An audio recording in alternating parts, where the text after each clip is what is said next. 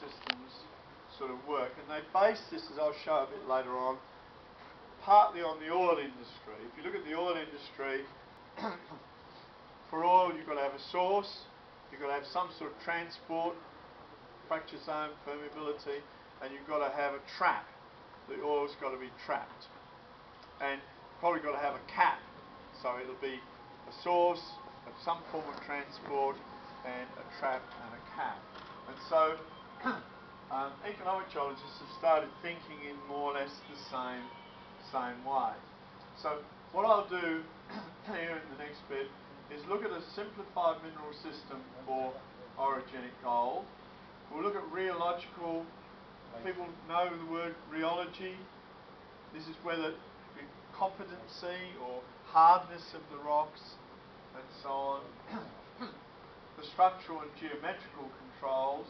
We'll look at the greenstone belts or the sedimentary belts, which we call, I'm not sure how many of these terms people know, so I'll use alternatives where I'm unsure. Then we'll look at the granitoids and other rigid bodies, what they do to stress fields, and at the end we'll look at what is a productive terrain and what is a poorly endowed. What are the characteristics of these things? So if we think like the oil industry, we make a really simple model. We've got some sort of a source. We admit we don't know what it is exactly. We've got some sort of fluid focusing or oil focusing, some structural permeability. So we've got our fluid. It may have gold in it. It might leach gold along the way as well. We're not sure. We need some sort of a channel way like this.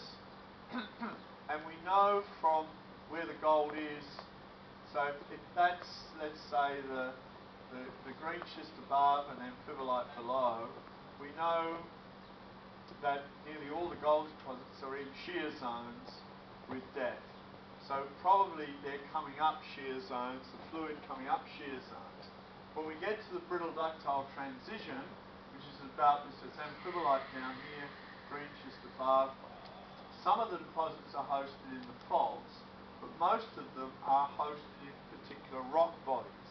So this might be a banded iron formation, it might be a dolerite, or whatever. So somehow the fluid's coming up here. It might go on and form a fault-hosted body, but in general, just there is where the earthquakes start. So the fluid is overpressured. It's either causing the rock to crack, or it's moving into the rock when it cracks because we've had an earthquake related to movement on these shear zones. It breaks up this rock and the fluid infiltrates the rock unit. So we go from shear zone deposits down here to fault-hosted deposits up here to the most important ones. Difficult to give a name. I always call them rock body hosted. They're rock hosted rather than fault hosted because the rock breaks selectively and the fluid goes through the rock. So it's like a structure except it's actually a rock body. And then the fluid can interact with that rock and precipitate gold. Again, I keep forgetting to switch these, but let's look at Western Australia. If you can follow the pointer down, for example, the most important fault from gold point of view is this one. So it comes down there where it says Paddington, comes down through here, comes down through there, there's Kalgoorlie, so the Golden Mile deposit, the big one's there, comes down through here, across there, and that's where it says New Celebration, then it comes down, this is all the Kambalda nickel deposits in here, comes down and down there. So that fault zone that runs through there has deposits near it have probably produced nearly 50% of all the gold produced in Western Australian gold deposits because Kalgoorlie is so big. And what do we notice?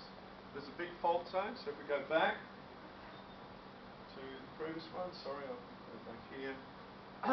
We've got a big fault zone and we've got a host rocks on either side. So we can see the big fault zone is running through there, then we've got these blue rocks, which are mafic rocks. All the gold deposits essentially are hosted in the blue rock, except there, where they're hosted on the boundary between ultramafic rocks and some granite dikes through there.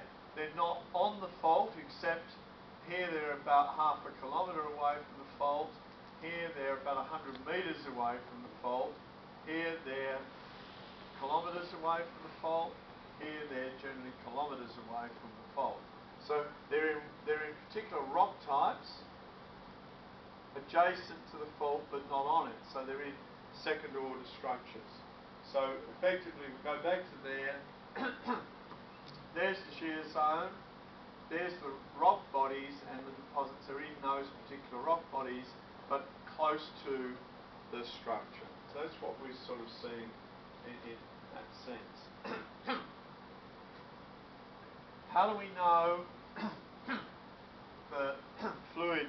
What do we know about the stresses that are occurring during the mineralisation? Again, I won't labour this too much, but the fact we've got flat veins tells us that we've got horizontal compression. So that flat vein would tell us we've got a stress like that or like that. So because the vein is extensional, so in that case sigma 3, the minimum stress is upwards. That fluid is so overpressured that it's lifting all the rocks. So this is occurring at about 10 kilometres. So that fluid is lifting all the rock 10 kilometres above it, effectively to produce that quartz vein. But we also see we've got vertical veins, and we've sort of got conjugate veins. We've got a common set through there and a secondary set through there. So that's actually telling us that our principal stress is into the board like that. That's some stage, that's sigma 3, the minimum stress is up. It's also into the board, but some other stage, the principal stress is there. So what it's telling us is that sigma 3 is that way, or that way, and then it's that way, and this way. And this is typical when we've got very low stresses. There's not massive stresses happening in this situation. Things are so close together that sigma 2 and sigma 3 are switching around. We can also see there are veins in the shear zone itself. So all of this and the fact that we're getting low movement, you remember that where I had that pressure shadow, the thrust was 2 metres or 3 metres, telling us we've got low stress. And what's really driving the system are these high fluid pressures. We've got very high fluid pressures. They're resulting in cracking the rocks and producing all this complex permeability.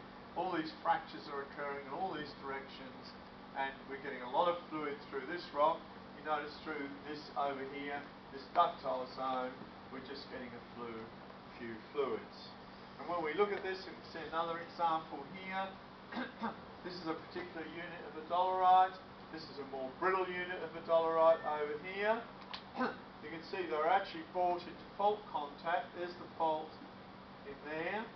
Before these exposures were seen, everyone said this fault was later than the gold. So the gold was before the fault. You can see very clearly it's not. The fracturing realises the fault. This fault is ductile, so you can see it jogs across there, it bends as it comes towards it. The deformation is clearly recognising the fault, but because this rock is more ductile, this has got a lot of chlorite in it, this rock has got quartz and feldspar in it, the fracturing is only occurring in that particular rock and not across this boundary. This is exactly what we want to form a big gold deposit. We want one rock to fail, the others not, so all the fluid is going through that rock and bleaching the rock. It's a very good example here. This is a young Neil Phillips who's famous for his papers on the Witwatersrand. This is an ultramafic rock. You can see